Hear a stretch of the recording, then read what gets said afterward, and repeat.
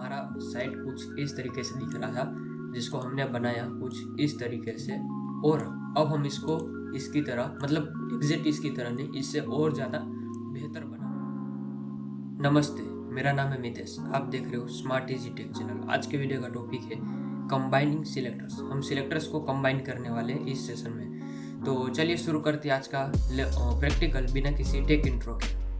जैसा कि आप देख सकते हो, हमारा साइट कुछ इस तरीके से दिख रहा था, जिसको हमने बनाया कुछ इस तरीके से, और अब हम इसको इसकी तरह मतलब एग्जैक्ट इसकी तरह नहीं, इससे और ज़्यादा बेहतर। सबसे पहले हमारा साइट कुछ ऐसा दिख रहा था, फिर हमने इस टाइप का बनाया पिछले लेक्चर में, और अब हम बनाएंगे इस तरीके का। ठीक है, तो चलिए अब हम अपने मेन फाइल पे आ जाते हैं, जो कि ये रहा। ठीक है, तो आज के लेक्चर में हम कोई फॉर्मेटिंग नहीं करने वाले, हम कंबाइन करने वाले हैं और एलिमेंट्स को, यानी कि हम जैसे कि फॉर एग्जांपल मेरे को अगर ये वाला आप देख रहे हो जो बोर्ड है, यानी कि जो फॉन्ट फैमिली है, वो सब में एक ही है।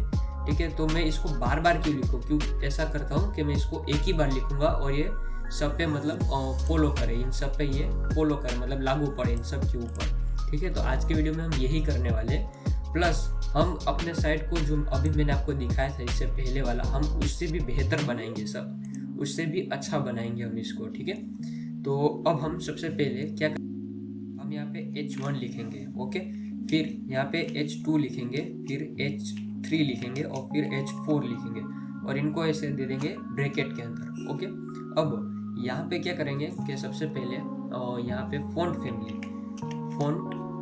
फैमिली, और यहाँ पे हमने जो भी हमने दिया था ये वाला सेंफर वाला दिया था। ठीक है, और यहाँ पे जो फॉन्ट फैमिली है जितने भी, ठीक है, फॉर एग्जांपल इसको हम ऐसा ये कर देते 1 2 3।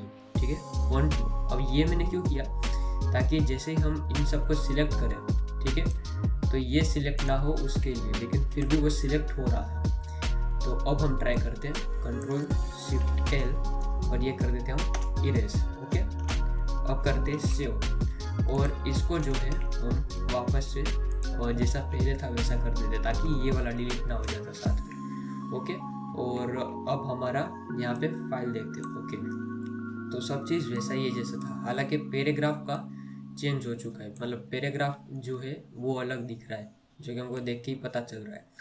तो अब बारी है पैराग्राफ की। तो पैराग्राफ के लिए हम क्या करेंगे, यहाँ पे कोमा देके पी टैग लगा देंगे। अब हम देखते हैं, तो जैसा कि हम देख सकते हैं पैराग्राफ टैग भी जैसा था वैसा हो गया। अब इसमें कोई, हाँ ये रहा लिस्ट टैग बाकी है अभी।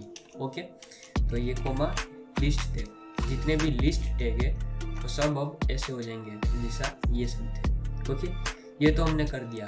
अब फॉर एग्जांपल मैं यहाँ पे एक फूटर ऐड करता हूँ। ओके, और यहाँ पे मैं एक छोटा सा एक फूटर टैग जो है वो डाल के और एक पैराग्राफ टैग डाल देता हूँ। जब मैंने फूटर टैग को जो है ऐड कर दिया, अब जनरली जो फूटर होता है वो इन पैराग्राफ से छोटा होता है हाइट में, लेकिन ये जो फूटर आप देख रहे हो ये इसके इक्वल है, मतलब ये जिस फॉन्ट साइज का वही फॉन्ट साइज का ये भी है। तो इसके लिए क्या हम कुछ कर सकते हैं? तो जी हाँ, इसका सॉल्यूशन भी है और बहुत इजी सॉल्यूशन है।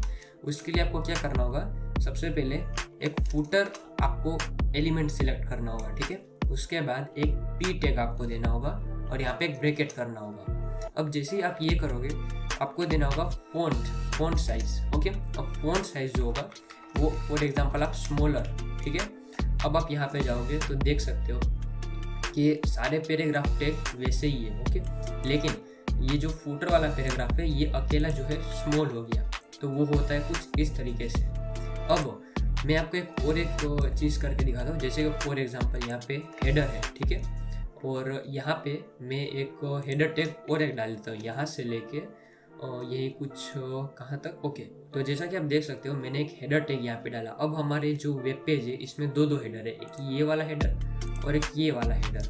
ओके, अब इन दोनों में हम एक पैराग्राफ टैग देते हैं, जैसे कि फॉर एग्जांपल यहाँ पे अगर सबसे ऊपर, ओके, और यहाँ पे अगर मैं लिखूँ हेडर और पी जो है इसको मैं दे दूँ अगर फॉन्ट स्टाइल।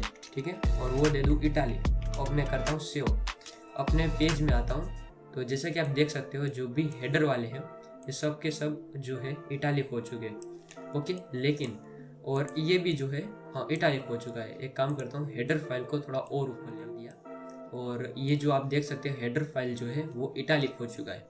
अब ये भी हेडर में आता है और ये भी हेडर में आता है, तो क्या दोनों इटालिक होंगे? तो चलो करके देखते हैं। जैसे कि फॉर एग्जांपल यहाँ पे मैं आ गया और यहाँ पे H1 जो है यहाँ पे मैं देता हूँ पी टैग और यहाँ पे लिख देता हूँ लोरेम 20, यानी कि लोरेम जो एक डमी पैराग्राफ है, इसके ऊपर भी मैंने एक वीडियो बना के रखा है, आप चाहें तो जाके देख सकते हो कि लोरेम क्या होता है। और 20 लिखा यानी कि 20 वर्ड्स ये आ गए, तो ये भी इटालिक हो गया, ये भी इटालिक हो गया। अब यहाँ पे एक मेन क्वेश्चन आता है कि फॉर एग्जांपल ये इटालिक हो गया, चलो ठीक है, मेरे को कोई प्रॉब्लम की बात नहीं है, लेकिन ये वाला क्यों इटालिक हो गया? ये तो नॉर्मल इन्हीं पैराग्राफ की तरह होना चाहिए। तो क्या इसका कोई सॉल्यूशन है? तो जी हाँ, इसका भी सॉल्यूशन है। वो क्या है कि आपको स्टाइल टैग में आता है और यहाँ पे जो भी जैसे कि फॉर एग्जांपल आपने हेडर पी वो दे दी है, ठीक है। अब यहाँ पे आपको एक लिखना है आर्टिकल, ठीक है, फिर आर्टिकल, फिर आपको लिखना है हेडर, ठीक है, हेडर, और अब आपको लिखना है पी टैग और अब यहाँ पे आपको कर देना है फॉन्ट स्टाइल, ठीक है, नॉर्मल। अब करना है सेव। अब एक बार हम यहाँ पे आते हैं और ये देखो ये जो है नॉर्मल हो चुका है इसकी तरह, लेकिन ये सिर्फ अकेला इटालिक है। अब ऐसा क्यों हुआ? क्या आर्टिकल लिखने की वजह से हुआ? ये आर्टिकल की वजह से ऐसा हो रहा है? नहीं, ऐसा नहीं हो रहा। वो ऐसा इसलिए हो रहा है क्योंकि आर्टिकल के अंदर जो हेडर है इसलिए ऐसा हो रहा है। अब काफ़ी लोगों को लगेगा कि आर्टिकल जो है वो एक एलिमेंट है। अगर आप पहली बार सीख रहे हो कि आर्टिकल जो है वो एक एलिमेंट है और आर्टिकल कोड की वजह से ऐसा हो रहा है, नहीं, आर्टिकल कोड की वजह से ऐसा नहीं हो रहा है। ये हो रहा है क्योंकि हमने आर्टिकल को HTML के अंदर यूज़ किया, इसकी वजह से आर्टिकल के अंदर जो हेडर है उसके अंदर जो पैराग्राफ है और वो जो है वो कुछ इस तरीके से दिखेगा, नॉर्मल दिखेगा। लेकिन वहीं सिर्फ हेडर और पी है, यानी कि जितने भी हेडर है, ये हेडर है और ये पी है, वो सब कैसे दिखेंगे? इटालिक दिखेंगे। लेकिन ये हेडर ऐसा क्यों नहीं दिख रहा? क्योंकि ये आर्टिकल के अंदर आता है और ये खुद में ही एक पेरेंट है। यहाँ पे आपको पेरेंट और फिर चाइल्ड वाला सिस्टम समझना होगा। ये वाला हेडर खुद का पेरेंट है, यानी कि खुद एक फादर और मदर है, और ये वाला जो हेडर है ये किसी का चाइल्ड है, इसलिए समझे। तो ये वाला स्टेटमेंट दे रहा है कि जो हेडर चाइल्ड है उसमें ये रूल फॉलो हो, और ये वाला हेडर रूल दे रहा है कि जो हेडर पेरेंट है वो ऐसा रूल फॉलो करे। तो वही यहाँ पे हो रहा है कि ये वाला हेडर जो है वो एक पेरेंट है और ये वाला हेडर जो है वो एक चाइल्ड है, इसलिए ऐसा हो रहा है। तो आर्टिकल हेडर पी, यानी कि आर्टिकल हेडर पी जो होगा वो होगा नॉर्मल, और सिर्फ हेडर और पी एलिमेंट जो होगा वो होगा इटालिक। और इस तरीके से हम अपने जो सिलेक्टर से इनको हम कंबाइन करते हैं। तो यही है कंबाइन करने का तरीका। ओके, तो नो डाउट आज के वीडियो में हमने कोई भी फॉर्मेटिंग नहीं की है, लेकिन ये चीज़ मैंने आपको बताया, इससे आगे आने वाले जितने भी वीडियोस है उसमें फॉर्मेटिंग करने में आसानी हो जाएगा। कम लाइन में कम कोड में हम अच्छे से फॉर्मेटिंग कर पाएंगे। सो आज के वीडियो में इतना ही। Thank you for watching this video.